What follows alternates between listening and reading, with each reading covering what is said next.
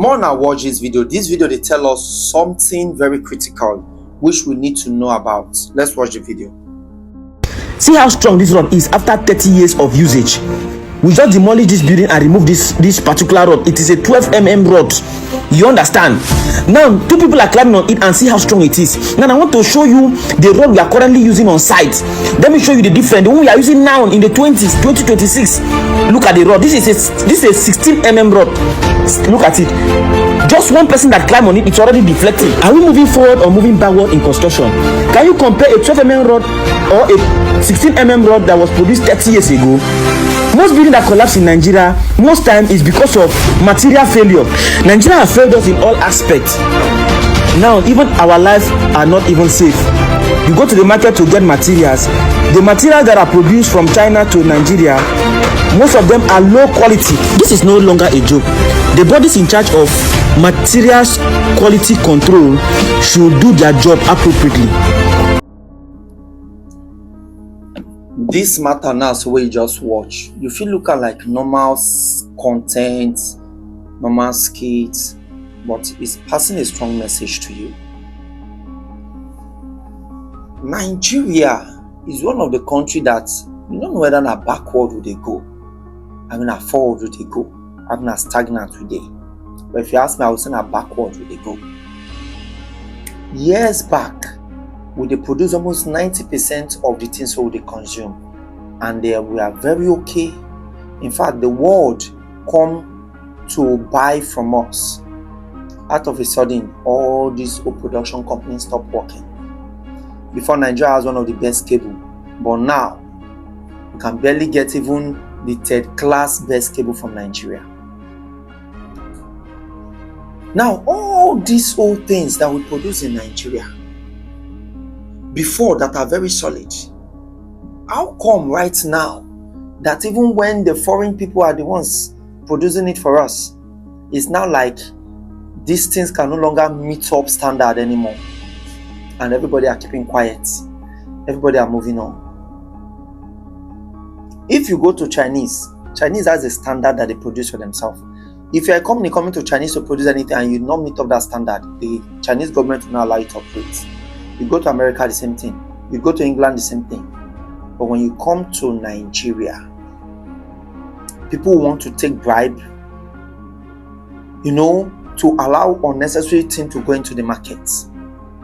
Do you know that in Nigeria, most of those people that we are shouting at, most of those people that we are saying that they are producing fake drugs, fake this, fake that, they are even the ones producing one of the best substance?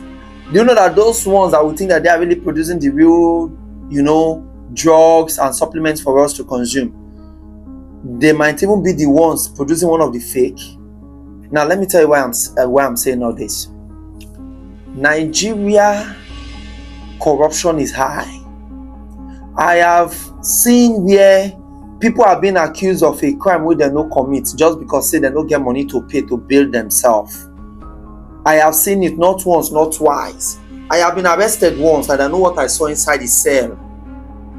I'm talking about 2011. Long time ago. Not once, not twice.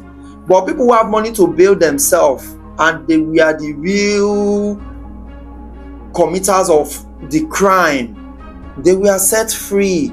They were let to go. They discharged them like they never committed any crime. But innocent people are made to suffer. Not because they were not innocent, but because they don't have money to build themselves. The same thing is going on in our production industries.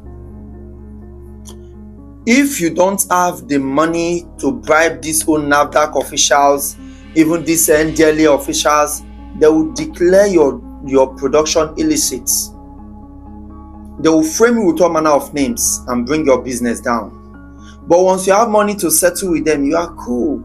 I was once an hotel manager. I know what I'm talking about. Even the hotels that are not able to meet up to standards, they pardon them. But we try our possible best to put everything up to standard. Do you know how many times they, come to, force me to pay this money? And when I refuse to pay that, they told me that they would deliberately shut down the hotel. that I was a manager to. That was when I understood that this Nigerian government, the corruption is very high. People can be doing criminality, they no send. Do you know that there are some hotels in this country that they don't go to raid? Not because those hotels are not harboring criminals, but it is because those hotels are settling the police or the DPO of that area steadily, so they don't go there to raid. The DPO do not even classify them as first 10 most criminal hotels. But do you know that those ones that has all their security intact, everything intact, that are meeting up to standard, they will always go there to raid? Do you know why? Maybe those management refuses to pay that fee that they want to take from them, so they will now threaten them and make sure they bring down their hotel businesses. That's what is going on in Nigeria. Until we sit up and tell the Nigerian government to start doing the right thing, until we start probing these old people that are frustrating the businesses, that are promoting corruption here and there, this country will not be okay. This country will keep on wallowing in poverty. In fact, the corruption will keep on escalating. If on a lie, I see my mouth dey smell, I don't talk my own. I remain the bitter truth, no time.